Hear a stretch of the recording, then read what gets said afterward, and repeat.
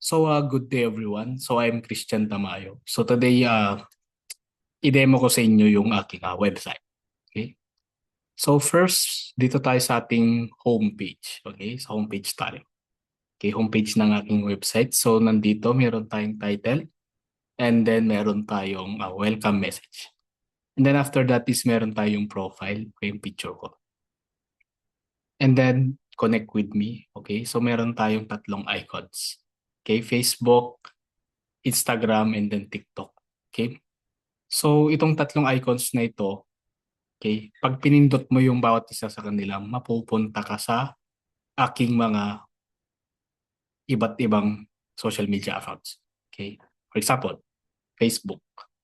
Pag pinindot si Facebook,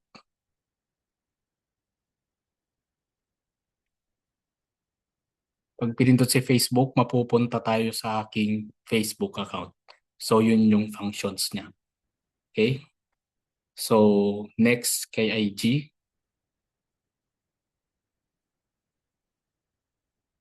Okay, kay IG naman tayo. Same functions ulit. Mapupunta ka sa IG account ko.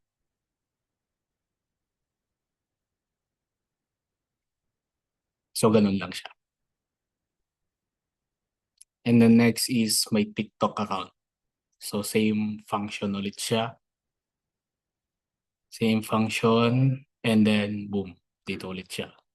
Okay? Dito ulit siya mapupunta sa aking TikTok account. So, dito sa menu, okay? So, dito, layer by layer yung ating button sa ating menu. Kasi gumamit ako ng line break or BR tag. Okay? So, yun. So, pindutin natin sa homepage. Try natin. Okay? Pag pinindot sa homepage, mapupunta tayo dito. Diyan lang siya. Pag pinindot. Next kay profile naman. Pag pinindot si profile. Okay? Sa profile naman. Dito mo makikita yung short introduction tungkol sa akin. Okay? And then next is autobiography. Okay? So dito naman sa page na ito, dito mo makikita yung summary ng buhay ko. Uh, from paano ko pinanganak and then paano yung naging childhood ko, elementary ko, and then my high school, and then now present is college. Okay? So next is we have the profile here, and then we have the signature. Okay? May pirma tayo dito. So demo ko naman next yung gallery. Okay? So sa gallery page, okay? So title, and then menu. Okay, sa menu tayo. So same functions lang ulit siya ng in-explain ko na menu kanina. Okay, mapupunta ka sa iba't ibang mga pages. So explain ko na dito sa gallery. Okay, so we have marquee dito. And then we have gallery. Okay, so parang ginawa ko lang dito sa gallery is ginawa ko yung nasa challenge section, which is palitan yung H1. Instead, nagagamit tayo ng H1 na text. Okay, text talaga. Okay, na heading. So dito ang ginawa ko is gumamit ako ng GIF. Okay, GIF photo para maging indication ng ating gallery. So ganun lang siya.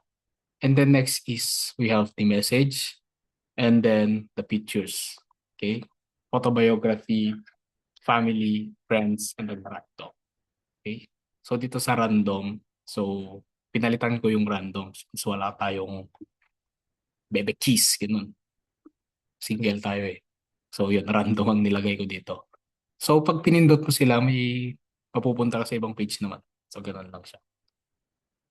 So next is memories. Okay, same function lang siya nung gallery na in-explain ko kanina.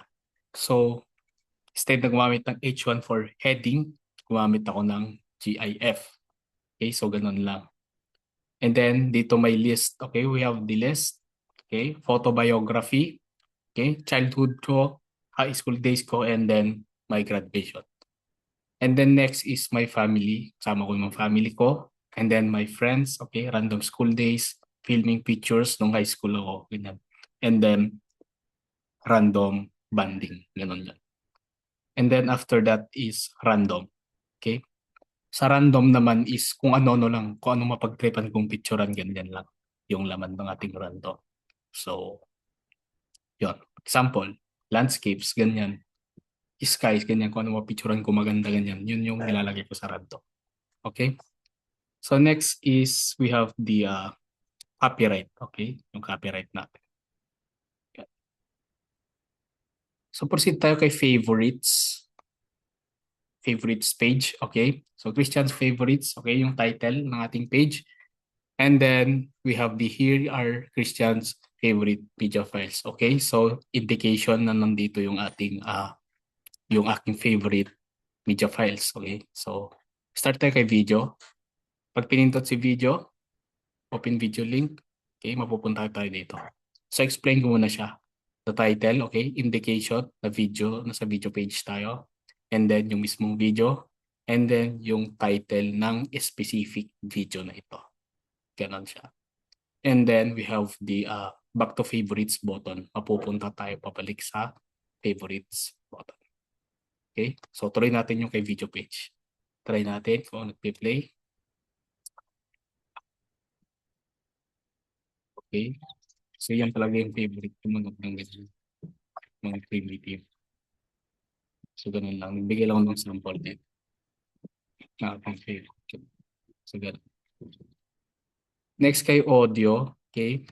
Halos same lang din ng explanation pero dito may pagkakaiba. Okay. From video, naging audio. Okay. Dito yung ginamit ko is music lang. Okay. MP4 file. Okay. Indication ulit. And then yung mismong music or audio. And then yung title ng mismong specific video. Audio na yan. So, try play. Okay, gumagana siya.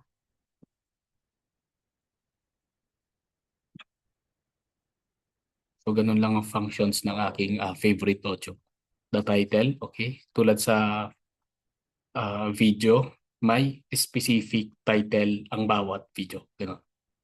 And then next is back to favorites. Same functions lang siya. Ganun lang. Babalik tayo sa favorites. So, yun lang. So, this is where we end our short uh, short demonstration ng aking website. So, thank you for watching and God bless po.